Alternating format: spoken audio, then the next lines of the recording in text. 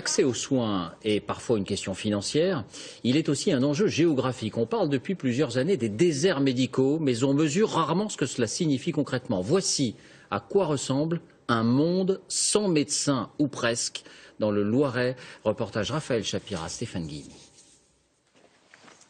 Depuis 3 jours qu'elle se sent patraque, Sylvie Mayer s'est enfin décidée. Aujourd'hui, elle va chez son médecin.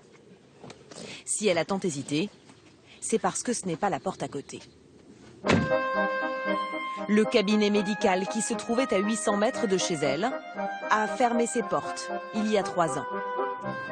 Désormais, c'est en voiture qu'elle doit se rendre chez son généraliste. Quand on vit dans un désert médical, il faut s'adapter.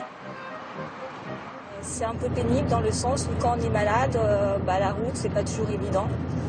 Donc, mais bon, c'est le problème de ne plus avoir de médecin. Saint-Brisson-sur-Loire, son village, se trouve entre 4 grandes villes. Orléans, Nevers, Auxerre et Bourges. En cas de complications, l'hôpital le plus proche est à 40 km. Dans cette région, en 5 ans, la moitié des médecins est partie à la retraite, sans remplaçant. Désormais, c'est à Châtillon-sur-Loire qu'elle est suivie,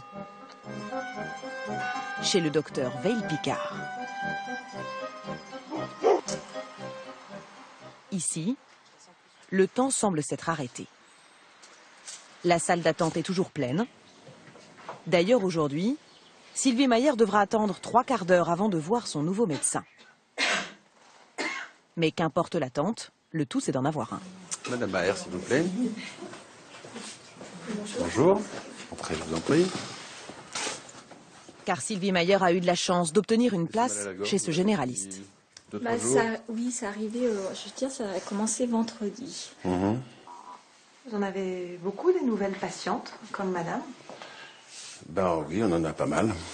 On en a pas mal parce qu'il y a un grand nombre de médecins qui ont été contraints de fermer leur cabinet pour des raisons de retraite la plupart du temps et qui n'ont pas trouvé de successeur. Ce qui fait que les gens se retrouvent dans la nature et dans la difficulté pour trouver un médecin. François Veil-Picard s'est installé ici il y a 38 ans, après ses études. En tout, il suit 3000 patients, avec qui il aime prendre le temps. Vous m'aviez appelé hier, j'ai toujours pas de réponse parce que j'ai pas pu... Toute la matinée, les rendez-vous s'enchaînent. Et à 16 h, même si certains attendent encore, après 8 heures de consultation...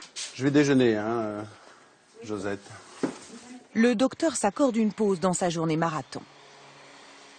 La retraite viendra bientôt, mais avant, il veut être sûr que ses patients seront bien accompagnés. Quand on est là, comme moi, depuis 38 ans, on soigne 3, 4, parfois 5 générations. J'ai la chance d'avoir trouvé une jeune femme médecin qui, pour le moment, me remplace, et avec laquelle je vais m'associer et qui va un jour me succéder et qui me permet d'assurer cette transmission.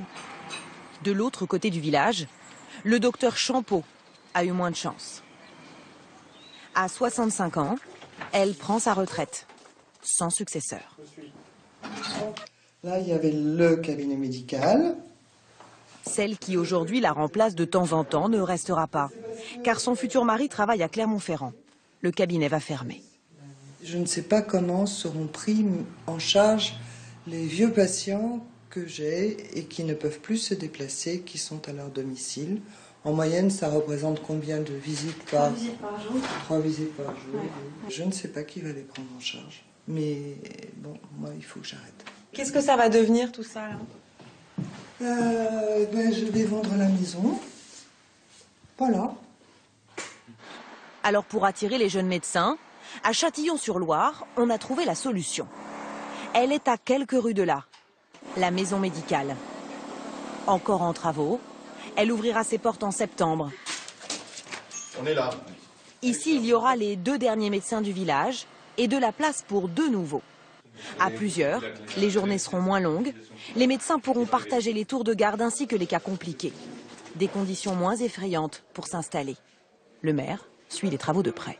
On espère qu'avec les 2 logements que l'on a fait ici, ça va permettre justement des jeunes de venir s'installer. Si on n'a pas de médecin, si on n'a pas d'école, si on n'a pas de collège et tout, eh bien notre ruralité va mourir.